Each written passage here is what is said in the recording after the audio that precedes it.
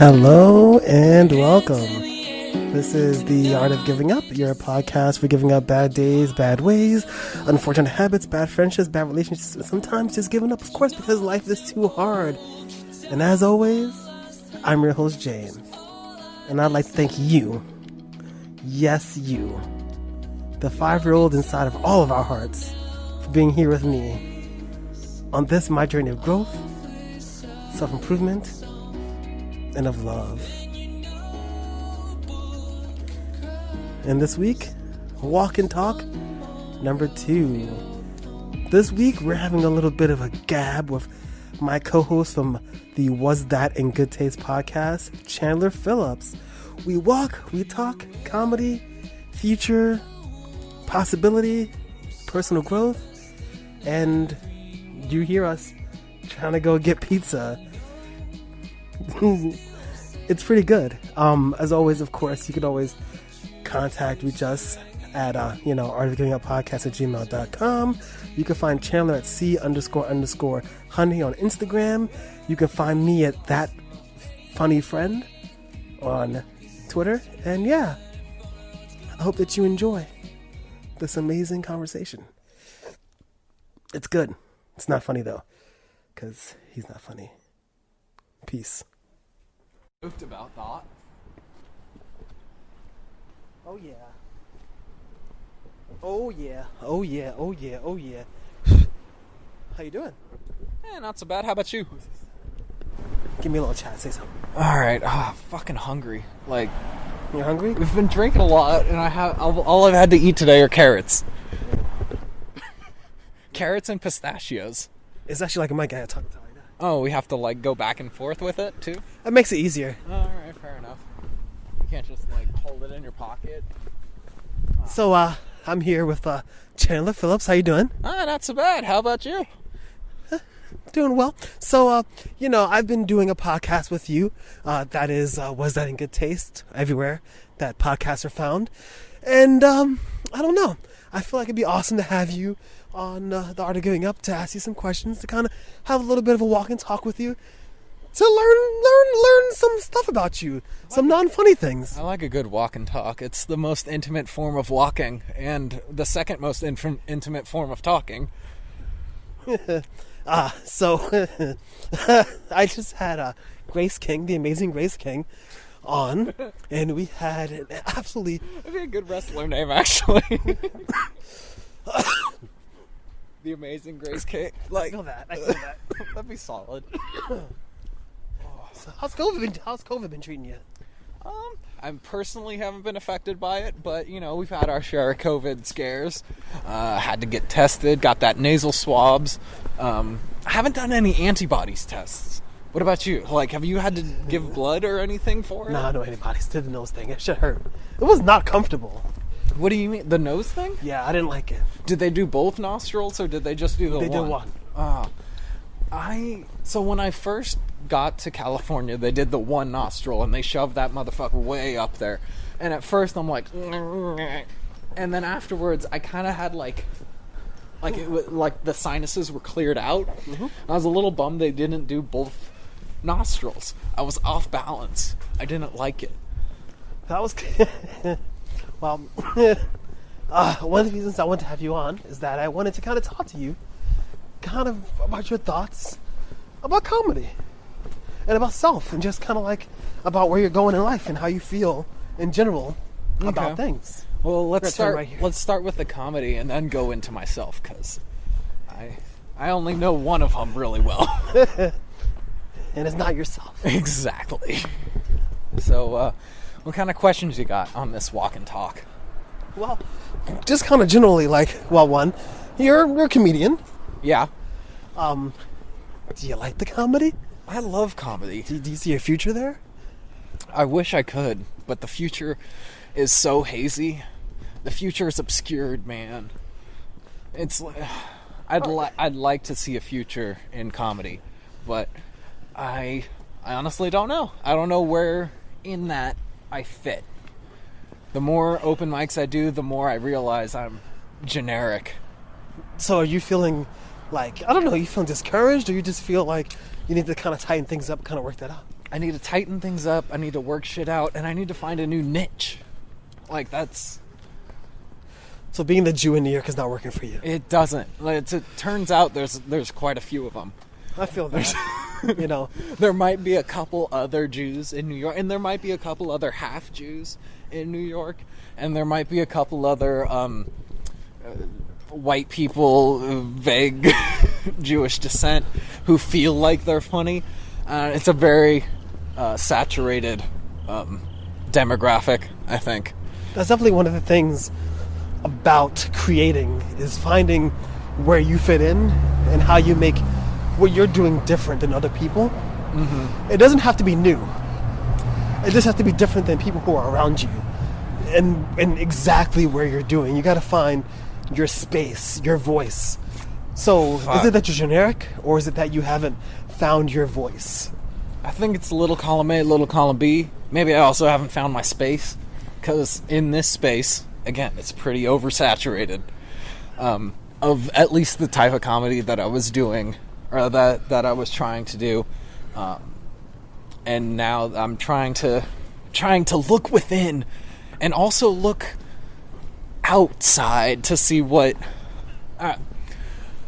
I'm trying to figure out what people think when they immediately get an impression of me, and how I can try to articulate that better into comedy.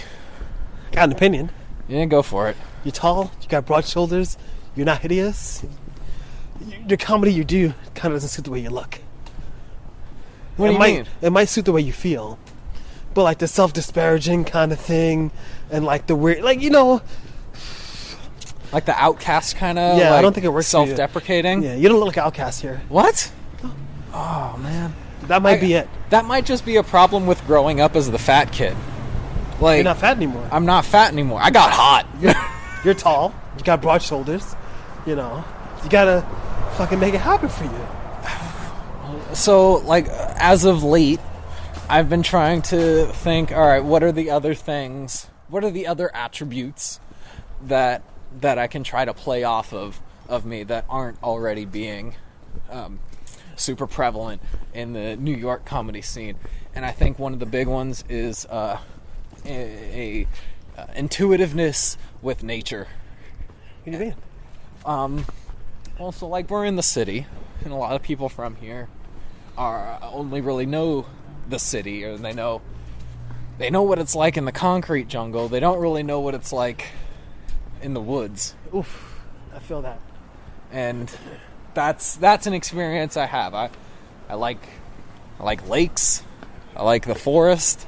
I like camping. I like all that kind of shit. But it's hard to... it's one of those things where you spend so much time outside and away from people that you're like, how do I articulate this to people? Like, fuck, man, I can go for hours telling jokes to trees, but they only give you so much feedback. I think that's actually really interesting. But you said something to me that really jumped out, which was, you said that you're looking for your place like here. And this is my opinion when it comes to creating media, is that you do have to find your voice. But you have to, one of the things I think is very dangerous, in my opinion, is trying to find your voice for the place you're at. What you mean? You have to just find your voice in general. You see, because there is a set of comedy or a voice that you can find that's different for here. Yes. But is that your voice? Your voice has to be distinct for you. And your voice might not work here. But knowing your voice, in my opinion, will give you more general success than kind of allowing where you're at to determine the kind of, like, it's like your voice here versus your voice in Las Vegas versus your voice in general. Well, like, because in Las Vegas I could play that vaguely Jewish card a little bit more. They're not as... they don't know what Jews look like as much. What, so is it's the vaguely Jewish thing your thing? That's what I'm trying to figure out. That seems like the most easily grasped at thing. And so I think that, like, being here, having that having that not be as much of a crutch, I'm kind of forced to dig a little deeper, and I don't know if that will. So what are you finding? A whole lot of stupid puns. Other than puns, what kind of thing are you finding? You know, like, what are you finding out about yourself? Like, I'm trying to figure out what the strategy is. Like, I think a lot about. Only pizza that's open right now. Is it really? Yeah. Oh, do they got slices? Yes. All right. Oh, are they out? You gotta ask them. I don't know. Usually it's over there. Uh-oh. Let's see. I don't see it right now. No. You got pizza? Just one, right? Two? Do you want anything? Nah, I'm not. Yeah, just one. One? Oh, it's done? Ah. Rest in peace. Right. So, yeah, gonna leave this in. Good, high quality content. Man, now we're just gonna walk around being hungry. Yep, suck it up. Oh well. Anyway.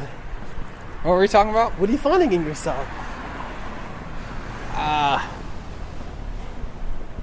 There's substance there, but it's yet to be tapped into. And I think the persona's related, like the onstage persona. Wait, look, oh, whoa, those... Look at these aloha bell peppers. Whoa, hold this for a second. Yeah. So continue. These are wicked. Wait, hold up. These are... Come on. Give me this fucking content right here. These are gorgeous. Alright, so they're like a red and yellow tie-dye bell pepper? What? Alright. Sorry, so I'm finding in myself... I'm still pretty fringe. But I'm trying to think... Is the Fringe? What's that? I'm being serious. I don't really understand. Like, I'm not Jewish enough to really do full Jewish, like, the kind of shtick that like, hey, so at my bar mitzvah kind of jokes. But I'm also not, I guess, I don't, it's weird. I don't know where I belong. I don't know where I fit in. It's so weird hearing that from a white person. Right? Like, you don't know where you belong? There's so many of us. You just fit in everywhere, right? Do you not just fit in everywhere? I think so. But in actuality... So you feel like an outcast? I feel like I'm getting drowned in the amount of people who are like me that I can't actually figure out what I am. And it's like you try to cling to all these different, I guess, tropes or these different identifiers so that people can, like, figure out quickly, like, what's your brand. And so, like, if you have too complex a brand, people aren't going to relate to it. And if you don't have complex enough, then it's too generic. So, like, trying to figure out what's the nice middle ground. So you're saying you're generic and whack. Exactly. But if I talk too much about, like, my individual experience, then it's not relatable. Because you're white. I'm not being funny. Because you're like a young white man from California. And it's not that it's not relatable, but it's too relatable. It's too relatable. Or, like, then there's the converse of, like, I talk too specific about the things that worry me. I don't know. Why is that a problem? Because then it's not relatable enough. Like, I don't know, if I were to talk about being accidentally bulimic in high school, I don't know if that resonates with enough other people. I disagree. I think that is not only your voice, but that... Are you gonna get another one of those tofu kits that you know has... There's a different one. This is a different one. Okay. It's the same brand, so I think that one has meat in it too. I think that you actually have a lot of voice with that. If anything, I think that story is very compelling. And in a kind of way, I can kind of identify not with the experience, but with the feeling. And a lot of comedy and writing is like you don't identify with getting a letter to go to Hogwarts, but you identify with the feeling of being isolated from your family, even if they didn't lock you in the basement. You identify with the feeling of being an outcast at school, even if your parents were killed by he who shall not be named. Who? Donald Trump. Oh, okay. You know, you have a distinct experience. I guess so, but I'm worried that it's not. I'm worried that people don't get it, and that they won't get it. But do they have to get it? To be successful, I think it's kind of imperative that they get it. I mean, look at these nuggets of smoked flavor. Oh. Here's the thing I think is super interesting. Is that, now this is not meant to be disparaging, but do you feel like what you're doing now is successful? I think it's the first couple steps on the road to being successful. I think I've still got a lot of shit to figure out first. Well, I only say that because, I mean, I just don't know if, you know, you should be so afraid. I feel like you should kind of, maybe, I'm not saying lean into, but take a little bit of the risk in leaning into those things. Because you've told me the accidentally bulimic story before. That's awesome. It connects with me, it resonates with me. Maybe I normally wouldn't be like, oh, this is how I felt at the time because I'm not comfortable doing that. But hearing somebody else tell that kind of story. Yeah, I guess, like, my worry with that one is I don't want to come off as too insensitive to people who actually have eating disorder. Like, well, you're not. You just have to, you're a comedian. You're going to write a joke. That'll frame it in a way. That's it's true. Not insensitive. Because the reality is that it's your experience, not anybody else's. Can it be insensitive if it's your experience with something that affected you? Well, that's a good point. I'm trying to equate my comedy a little bit more to something that's less generic, less fratty, because that's what I see a lot of, is a lot of kind of people in my demographic is fratty. You're a little fratty. I'm a little fratty. I kind of agree with that because you are a little fratty, but you have a little bit more I'm trying to add a little bit of dimension to it. Like, I guess I know what I am. I'm trying to figure out what I can also be. Because what I am is super prevalent. And what do you want to be? I want to be the very best. Like no one ever was. To catch them is my real test. Real test? Ah. And to train them. Ooh, I always want these. They're like $10. What is that, kimchi? Yeah, and they're vegan. Oh, that looks so... Isn't most kimchi vegan? No. Really? Yeah. What do they put? Fish in it. Oh. But these are vegan. And I always want these, but $10, man. Shit. I'm gonna get these little salamis. But I feel like, you do... You're not just a personality, but I feel, and it's very interesting to have in a recording, but I feel like you're a kind person. I try to. One of the things about you that's attractive as a person, as a friend, is how kind you are. Yeah. Taking that and packaging it with your stories and who you are will resonate with someone. Don't be afraid to be who you are. Where were you 6 years ago? Learning how to do that for myself. This doesn't look like organic broccoli. That broccolini. Oh, okay. That would make more sense. That's a king oyster mushroom. Yeah, this is a whole king oyster mushroom. Usually king oyster mushrooms, they don't come like this. This is very meaty. It's very interesting. If you actually make it tastes great.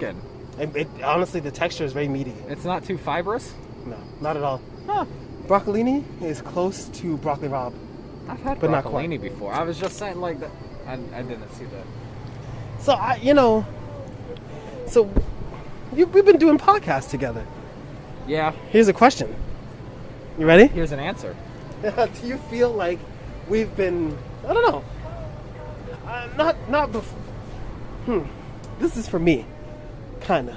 Do you feel like it's been, how do I say this? Do you think that what we've been doing now feels different than what we were doing before? Like, how do you feel about the work we're doing now versus the work we were doing before? That's the question, I guess. In the sense of like, what do you mean? What I don't know how we you were feel doing about before? Wait, these are Iberian ham, jamon iberico flavored chips. It's prosciutto flavored chips. No. Iberian ham and prosciutto are not the same thing. You're you right. Vegan slut. What? No, I'm not gonna get it. I'm just gonna stick with my smoky I want salami. this, but I don't know. $5. Black truffle flavored chips. Papas fritas. Steal it. I'm just, the kind of work that we were doing before versus the work that we're doing now. I think it's a little bit more focused and a little bit more structured, but I think we could do more. I think we could add more structure, and I think we could add more. In adding more structure, it'll give us the opportunity to kind of be more creative within that structure. Because right now we focus a lot of creativity in just making the thing, and the more we can kind of put on the back burner as far as creativity in the full-on creation, then the more we can focus creatively on the actual content. I love that. So what are you going to do to make that happen? Well, I like adding more segments to the podcast. Like, Because it gives it definitely a lot more format and a lot more structure. yeah. Right? Like I like having the definitive. We actually taste the thing that we're drinking, and we talk about it. We talk about a little bit more of what goes into it and the history and why we chose the certain things, the intentionality that goes into the things that we do. The effort. The effort. Because, for me, I think this is definitely a weakness of myself, is that, like, sometimes putting effort into things is a lot. And it's hard. Yeah. And, But when you see it come to fruition, that makes it that much more gratifying. well, the reason I mentioned that is that I knew you were going to say that. And I feel the same way about you and your stand-up. Yeah. I think that, like, you do a lot of good work. You haven't seen my new sets. I haven't. You don't even know. But I think that, You don't know what From kind what of I've seen jokes I'm before. coming with now. and the way that you were working before, and the amount of intention and effort you were putting into it before, That's fair. Yeah.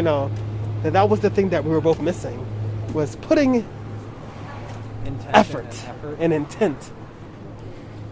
Are you gonna get these for me, or might I have to get them on my own? Oof. No,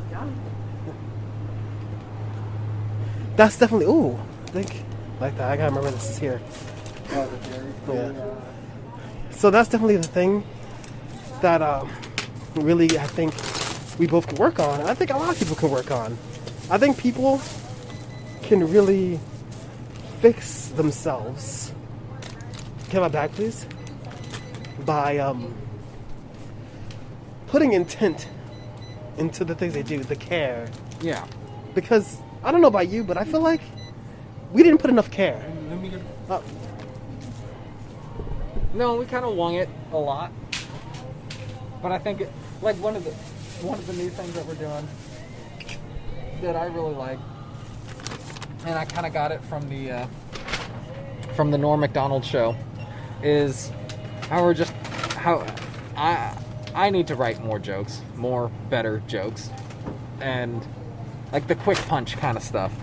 And so if we add that segment where it's just make me laugh, clown, I like having to respond to that. I like having then the answers and being able to do.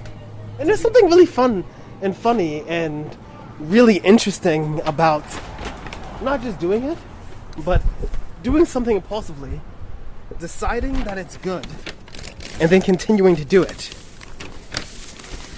I need my salami. Which I don't know about you, I'm so fucking hungry. but that's the part that I thought was the most interesting, is that I did something impulsively, Yeah. and we both thought it was awesome. and then we decided that we're going to keep doing it. I like that, but on top of that, I mean, that's the evolution of we keep doing things, keep trying new things. and keep doing more and Cats and all that. I'm just curious as to. Oh, well, it doesn't smell like what I thought it smells like. Fucking salami. It's smoked flavor salami. What'd you think it was gonna I smell thought it like? said. Yo, why do I think it said salmon? I'm so dead. Yo. And You might be dumb. maybe. Oh, this guy. Here we Sorry, go. bud. Now, people who are listening to this will be like, wow, this guy. Oh, I know him for years. Don't mess with me. Okay, I know he has money. He has more money than I do. Anyway, that's definitely the thing. I think it's like super crazy. Is that like, I don't know about you, but I'm sometimes scared to do new things and try new things. And if something works, sometimes I'm too scared to continue trying to do it. Does you want to kind of like hit it and quit it? Because I'm insecure that like things aren't going to be good enough. Things will never be good enough. Things are always shitty until they're a little bit less shitty than they were before. But they should be good enough for us. What? No. We don't deserve good things. So, Why would good things ever happen to you for no reason? one thing that I talked with the amazing Grace King about on the last episode of The Art of Giving Up was about kind of like we talked about feminism, you know. And she was like, I don't really know Chandler, but I don't think he is like a misogynist, and I don't think you are. I asked you a question. It's very interesting because you're a little fratty. You got fucking tattoo with your bros, and you have like this very interesting life that I never lived, a different kind of life than I lived. Do you consider yourself a feminist? Oh, you get yourself can't. Do you consider yourself a feminist? Hell's fucking yeah, I consider myself a feminist. I love bitches. Oh my God. Could you imagine? Like, No. yeah, I could imagine. You could You imagine. hate them, right? No. No, I don't know. I like to consider myself an ally. I think the best way was Bill Burr. He put it, he was like, I consider myself a feminist as much as I can consider myself a Black Panther. Like, yeah, I fucking dig what you're doing and I won't get in your way, but, sometimes there's just a time where I need to sit down and shut the fuck up. But you're gonna stand up when there's time when it's needed for you to stand up. That's kind of the thing that Bill Burr I think missed, in my opinion. Because you do need to stay out of the way when it's time for you to stay out of the way, but also sometimes there's things like your privilege that the situation can benefit. But then you have the whole issue of, like, does that come off too white savior or, like... I don't think if somebody at your job is being touched inappropriately, you speaking up comes off as like being a white savior. That's fair. In all honesty, I don't think I've ever witnessed that. So, and that's kind of like Bill Burr saying that kind of, that's why it's like weird to have conversations about things like that, because what he said wasn't wrong, but I think that like I hope that if something were to happen in front of him, that he wouldn't just stay back and be like, well, this is for her. No, there's a time and a place where, there's a difference between fighting someone else's battles and standing up against injustice, I think. Oh, look at you being all progressive. Look at you being a savior. A savior Someone's got is to. white, yeah. Look, if all y'all gonna grab onto my bootstraps, I guess we gotta pull you up. I fucking hate myself. The amount of effort that it takes sometimes to do things, I find to be overwhelming. What do you mean? When it comes to creating, into doing, into trying to make new things, I often find myself overwhelmed and unable to come up with new things, new ideas. But I realize, like writing, like anything else, it's a muscle. Yeah. Something that we kind of have to flex and work on and kind of do what we can to make it happen. Oh, not something that you add to, like, stir fry or paella? I mean, maybe. Okay.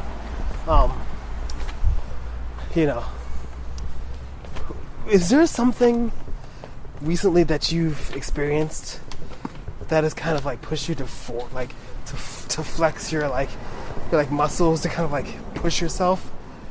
Yeah, you're replacing me with the amazing Grace King.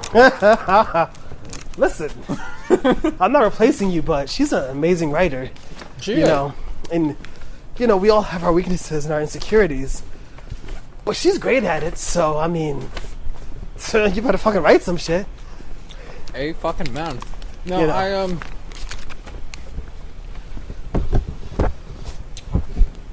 Oh, sorry. I was chewing on this salami.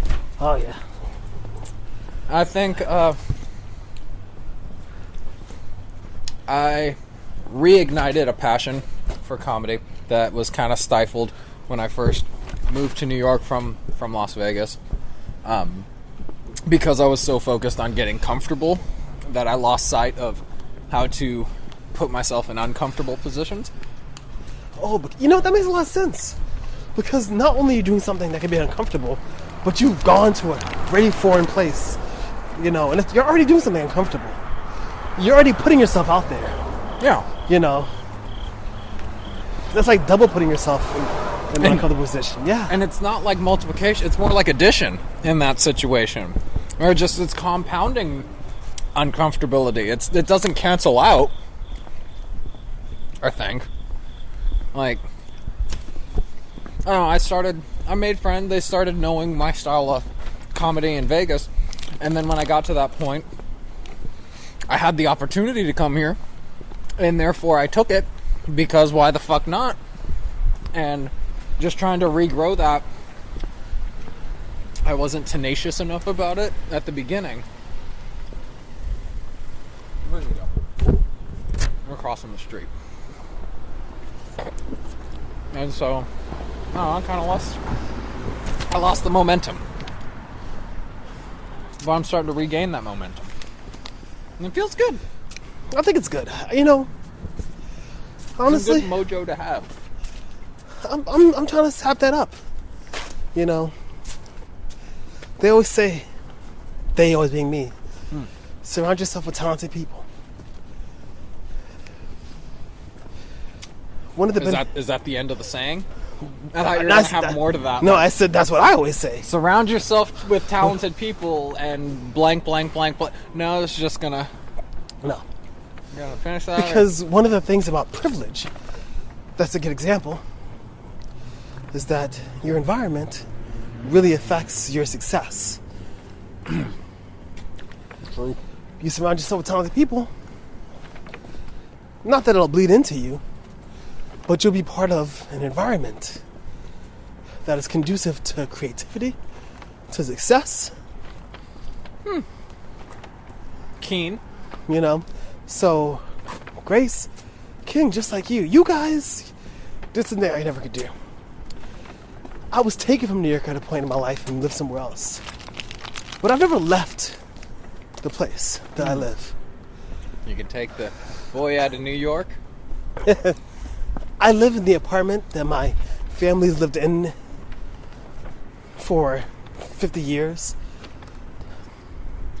Even when I lived in different neighborhoods, I always kind of rotated back here. There's a sense of comfort for me here. And I've been very risk adverse. That makes sense. I'm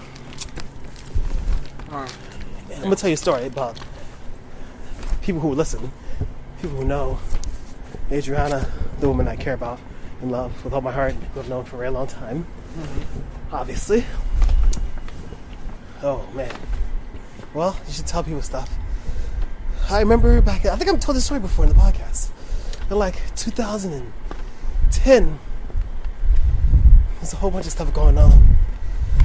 Some personal stuff with her, I'm not gonna mention obviously. And she was gonna marry someone because of reasons. Stuff happens in life that you need to, make money or you need reasons, things to kind of make stuff happen for you, right? Alright. And she wrote me and she said to me, she said, I don't want to get married. She said, we should be together. And I was like, but you won't have a place to live. He's like, we'll be hungry. And she said, don't need food. Love can sustain me, unironically. Really? Yes. Because love and kisses don't really have any caloric value. And I really wanted to do it. But I was so fucking scared to take any kind of risk. Okay. So I said, I'll think about it. And I ghosted her. Ooh. The fact that she talks to me today is fucking amazing, isn't it? Yeah. Yeah, I know. I don't get it. Me either. I fucked up way less and have never talked to people over way less. Yeah. So, there we go. I'm a very risk-averse person. I've done some things that could be considered as risky because I grew up in a place where, like, you can die from walking down the street. But that's a different kind of risk. I'm comfortable with that kind of risk. I'm comfortable walking in bad neighborhoods. A mortal risk? You know, those are risks that I'm comfortable with. If you put me in a random city in the world, I'd be like, fuck it, I'll walk anywhere. I don't give a shit. Because that's what I'm comfortable with. Go on. The risk of putting myself out there, exposing myself to failure, Emotionally? it's not the risk I'm used to. I'm gonna walk around this block too. I think we're almost there. What? But I'm gonna tell you this. That's the benefit of surrounding yourself with talented people. Because you and Grace have both taken a lot of risks.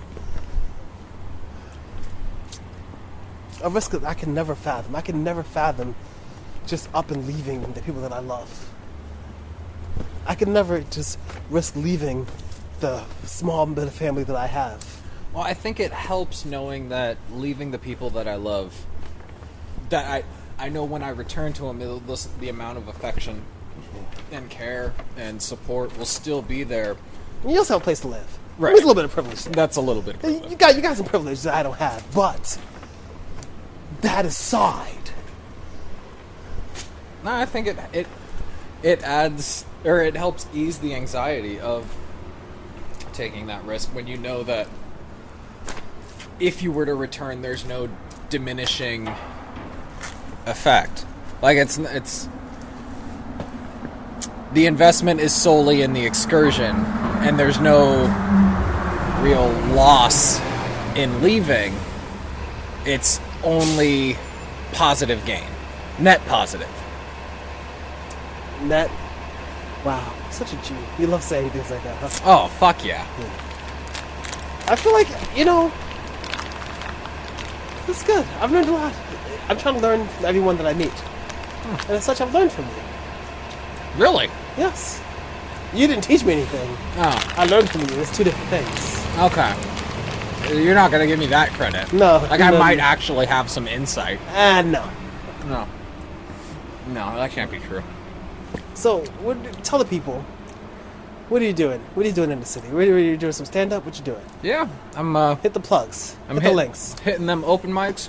You can find me 5 p.m. Mondays, Tuesdays at just over by Sheepshead Meadow in Central Park in Manhattan, New York. Zip code 10036. Somebody learned something from me, actually being a little detailed. Okay. Fucking guy.